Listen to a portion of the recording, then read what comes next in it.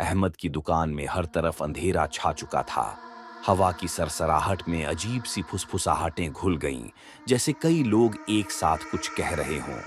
किताबों की अलमारियां कांपने लगीं और अचानक एक भारी किताब जोर से जमीन पर गिर पड़ी।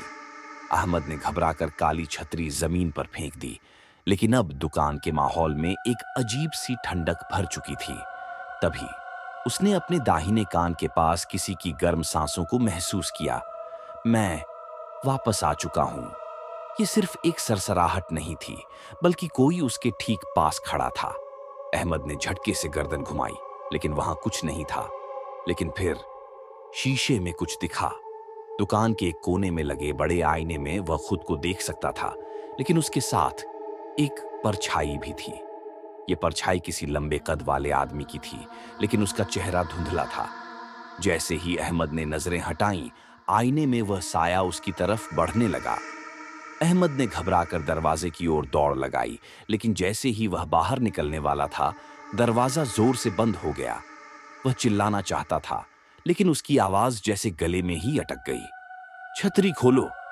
वही फुसफुसाहट दोबारा सुनाई दी, लेकिन इस बार वह बहुत पास थी, जैसे कोई उसके कान में बोल रहा हो। अहमद की सांसें तेज हो गईं। कांपते हाथों से उसने छतरी को उठाया और कांपती आवाज में पूछा, ता तुम कौन हो? तभी दुकान में रखी सारी किताबें जोरदार आवाज के साथ जमीन पर गिरने लगीं।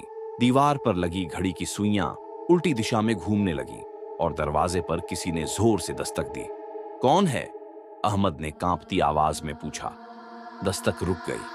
फिर एक भारी डरावनी आवाज आई, तुमने मुझे आजाद कर दिया है। और दरवाजा जोर से खुल गया।